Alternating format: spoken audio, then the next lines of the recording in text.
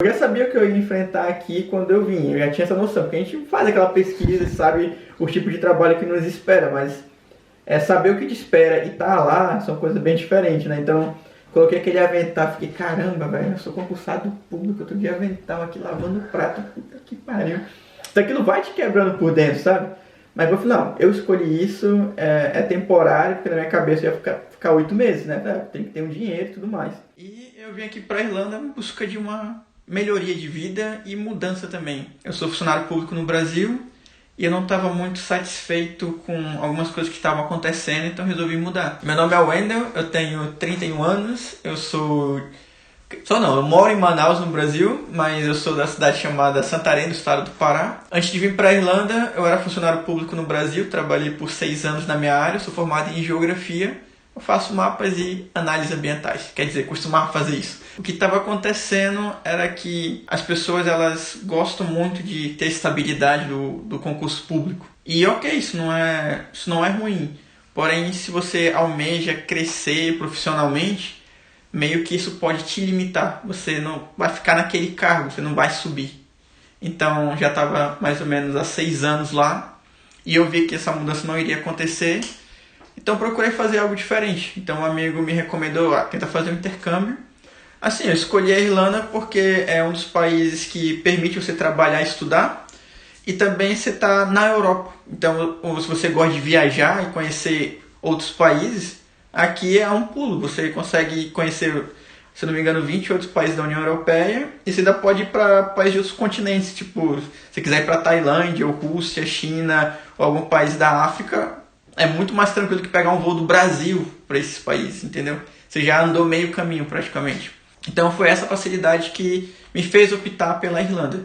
Cara, a única coisa que eu sabia da Irlanda é que aqui tinha sido um país que se libertou um pouco recente da Inglaterra, né, de um domínio, e sobre o St. Patrick. Era a única coisa que eu sabia. Eu li um livro que é a edição masculina do Comer, Rezar e Amar, que é Beber, Jogar, Foder. Então, nesse livro, ele relata inteiramente a Irlanda de um cara que passa um tempo em Dublin e sobre o hábito de beber que tem aqui. É uma coisa cultural e social, as pessoas fazem de tudo para beber. Então, isso é interessante. Quando eu vim pra cá, uma das primeiras coisas que eu procurei fazer foi experimentar a Guinness, que é a cerveja que é o orgulho daqui, digamos assim. Só que, cara, minha costa não aguentou, velho. Eu ficava tinha uma pia e tinha uma parede com um buraco onde passava as louças. Meu movimento era esse. Então eu fiquei 4, 5 horas assim, tipo, falei, não dá não, cara. Aí eu pedi pra sair, mas eu não fiz como muita gente faz, que foge, diz que vai no banheiro e não aparece mais no restaurante. Eu falei, não dá não, tô sentindo muita dor na minha coluna. Obrigado pela oportunidade, só me pague o que foi trabalhado. E eles, não, tranquilo, não tem problema nenhum. Assim, quando a gente vem pra cá, a gente pesquisa os trabalhos que a gente vai ter aqui e tudo mais, você tem que vir preparado, né? Então você tem uma noção. Então, assim, desde que eu cheguei aqui, eu tô na Irlanda desde setembro de 2018. Então, eu fiquei os 3 vistos que são me permitidos como estudante de língua estrangeira. E nesses 2 anos eu trabalhei em vários locais com diferentes coisas. Meu primeiro emprego aqui foi como assistente de cozinha, que a gente chama de kitchen porter. Um ponto positivo é que você faz muitas horas, então significa muito dinheiro. Mas o ponto negativo é que é extremamente exaustivo. Então, ou você tem saúde ou você tem dinheiro. Os dois não dá pra ter. Já sobre... então, assim, eu desisti desse trabalho. Em seguida, eu comecei a trabalhar de faxineiro na universidade. Era interessante, tipo, não era um trabalho pesado, mas o horário não era muito bom, porque eu trabalhava muito cedo. Então, assim, o ponto negativo era que isso afetava o meu rendimento nos estudos de inglês. Eu vi que meus amigos começaram a progredir e eu meio que estagnei. Mas o ponto positivo desse trabalho é que ele era tão cedo que me permitia, depois da aula, ter um outro trabalho. Então, eu conseguia conciliar 2 empregos. Em seguida, eu comecei a trabalhar em um hotel como camareiro. Lá era interessante, tipo, dava para fazer bastante horas e a troca de experiência com os hóspedes era interessante. Você começava a falar com pessoas com diferentes sotaques. Então dava para entender como que era o inglês e não achar que o teu inglês está ruim, porque o sotaque da Irlanda ele é meio pesado. Então era bom para se sentir mais leve. O lado ruim é que lá, eu não vou dizer a nacionalidade, mas tinha uns gerentes não, supervisores lá, que assim, todo quarto, quando o cliente sai, o hóspede, ele deixa a gorjeta. Então você tinha que disputar com os supervisores a gorjeta. Você tinha que entrar no quarto primeiro que o supervisor. Se você entrasse depois, ele pegava a sua gorjeta. Então, e não era gorjeta pouca, era muita grana. Então, assim, eles quase dobravam o salário com as gorjetas que eles pegavam, porque eles não limpavam o quarto. Quem limpava éramos nós. E a gente ficava sem, entendeu? Todos os trabalhos que eu tenho divido por matéria, né? São 4 matérias por semestre. E tem os executivos, aquelas atividades mais simples, mas que ainda se dá um pouco de trabalho. E tem os assignments, que é como se fosse artigos que você tem que entregar. Então, cada um tem uma pontuação e um prazo para ser entregue. Normalmente, os executivos são sempre no mesmo mês, os 4 de cada matéria. Então, vocês podem olhar aqui, o primeiro foram todos por dia 19 de fevereiro, e assim vai. Em seguida, eu comecei a trabalhar como, a gente chama aqui de rider, que é entregador de comida por aplicativo. O mais famoso aqui é o Deliveroo. Dá muita grana, porém, assim, esse aplicativo tem 2 pontos negativos. Ele não te permite desenvolver o teu inglês e as condições climáticas daqui não são muito propícias. Então, você realmente sofre muito. Você começa a pedalar embaixo de chuva e vento. O vento, às vezes, é muito forte. Então, você começa a fazer muita força para pedalar. Você cansa, você perde muito peso. Então, não é um trabalho que eu indico para você passar muito tempo. E o lado positivo é que você é seu próprio chefe, então você não tem a apurrinhação de ninguém, entendeu? Ninguém te estressa. E desde então eu consegui meu último trabalho aqui, que eu tô lá desde então, que eu trabalho em um supermercado. Eu comecei trabalhando como caixa, como organizador das estantes e prateleiras, e agora eu trabalho no time que a gente chama de Pack Team, que é a galera que desempacota as coisas e coloca nas prateleiras antes da loja abrir. Então é um trabalho simples, tranquilo, não tem tanto estresse assim e é bem rentável aqui. Então eu estou lá desde então, tem mais ou menos 1 ano que eu estou lá e não pretendo sair tão cedo. Eu vejo uma situação financeira precária e quando pego uma situação boa, é o sucesso, parece que está confortável e tudo bem, não julgo. É ok. Cada um sabe o que é bom para si, né? Mas os trabalhos que eu tive que melhor desenvolveu o meu inglês foi o hotel e o supermercado.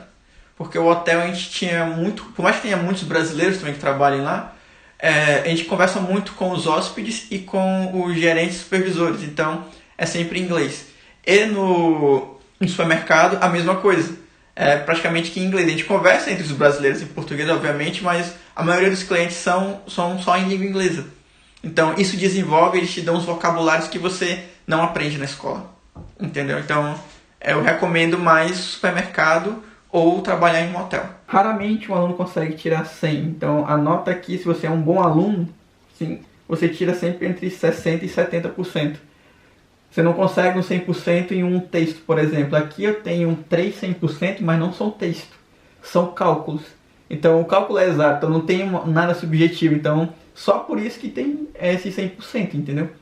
Mas a minha nota mais alta aqui foi 90%, que até hoje eu não sei como a pessoa teve coragem de me dar isso, entendeu? Eu fiquei perplexo quando eu olhei, não, tá errado, não é possível. Mas as minhas notas giram de 66, 70. Eu não tenho mais os post-it do semestre passado, mas o semestre passado era isso. 60 e 70 eu tive um 80. E foi só, entendeu? E me dei por satisfeito. Normalmente, todo estudante pra cá pensa em ficar só um visto e acaba estendendo por mais um. Fala, já fiquei, deixa eu ficar o terceiro. Então, só que assim, chega uma hora que você tem que voltar. E para fugir disso, porque você acostuma com um padrão de vida aqui, não que seja o melhor do mundo, mas você trabalha, estuda e tem uma sociabilidade melhor aqui. Então, e segurança e tudo mais. Então você procura não querer voltar ainda. Você pensa, não é o momento de eu voltar. Mas depois que passa esses 2 anos, você meio que quase fica em desespero, porque você não quer voltar. Então você começa a procurar maneiras. Tem pessoas que se casam, pessoas que procuram cidadania italiana ou portuguesa, que é uma maneira de conseguir um passaporte europeu e tudo mais. Ou se você tem uma habilidade critical skill, você consegue acessar isso. Mas não foi o meu caso ainda. Então eu procurei fazer algo que me permitisse continuar aqui. E como estudante universitário, eu consigo estender a minha estadia aqui por mais 4 ou 5 anos. Então eu comecei a procurar cursos de mestrado ou outros cursos de graduação. E encontrei um que é Business, que é o equivalente à administração no Brasil. Então eu estou lá já no 2º semestre. E o visto lá dura 1 ano, diferente do visto de estudante de língua inglesa, que só são 8 meses. Então você renova a cada 1 ano, e quando você termina o curso, você tem direito a mais 1 ano para procurar um trabalho na sua área. Então a maioria dos brasileiros que não consegue optar pelo casamento ou cidadania europeia, procuro fazer um curso superior aqui. Então tem muitos brasileiros na faculdade que eu frequento. Acho que é algo um pouco natural. Acho que em Dublin e outras cidades aqui da Europa também. Não é tão barato, mas é a mais viável. Yeah, I think you can use everything as normal. If a group wants to use the COVID-19 situation, that's an idea as well. But Okay. I've left that open to you guys. It's a really good question, but I'm not going to give people marks. Então eu estou focando em marketing, porque marketing é um critical skills. Então dá para conseguir me manter aqui por mais tempo, caso eu deseje. Assim, não pense em ficar aqui para sempre. Mas no momento eu não estou me sentindo confortável para voltar ao Brasil. Então foi a maneira que eu encontrei de continuar aqui. Eu posso ou não ficar, mas no momento eu estou aqui na Irlanda e quero permanecer aqui até as coisas mudarem. A gente nunca sabe quando as coisas vão mudar. Esse curso é totalmente diferente da minha área no Brasil. Eu sou da área ambiental e aqui eu estou na área do business, administração e marketing. É um campo totalmente diferente para mim, porém eu estava realmente aberto a essa nova visão, né? Tipo assim, eu fui de peito aberto. Ok, é diferente, mas já fiz tantas coisas diferentes, então mais uma não ia fazer diferença. E eu estava com uma expectativa muito alta, porque eu pensei, vou desenvolver uma nova habilidade, uma nova profissão e tudo mais, só que está sendo um pouco frustrante devido não o curso ser ruim, mas a maneira como está sendo passada, que devido às restrições do lockdown, as aulas estão sendo online. Então não está sendo muito interessante, você não tem aquele contato mais próximo dos estudantes, qualquer coisa me distrai porque eu fico no meu quarto assistindo aula pelo computador, então eu não estou tendo 100% de aproveitamento que eu estava esperando. Então até mesmo pelos professores, que a maioria não é treinado para dar esse tipo de aula, foi uma situação totalmente atípica, entendeu?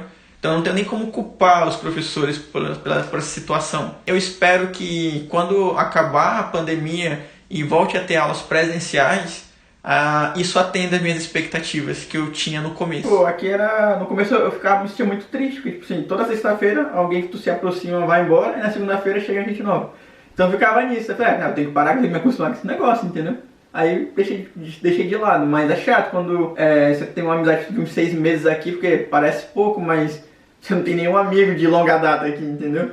Então assim, você se aproxima, cria afinidades, aí a pessoa vai embora, entendeu? Cara, assim, tem muita coisa que eu sinto falta, mas gastronomicamente falando, eu sinto muita falta de uma fruta chamada cupuaçu, que tem abundância no norte do Brasil. Comer mousse ou mesmo tomar o suco da fruta em dias quentes.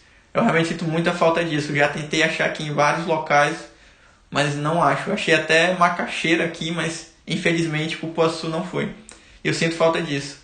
A gente sente falta de várias coisas. Acho que quando a gente sente falta de algo, a primeira coisa que vem à nossa cabeça é a família, o sol e a comida. É sempre nessa ordem, entendeu?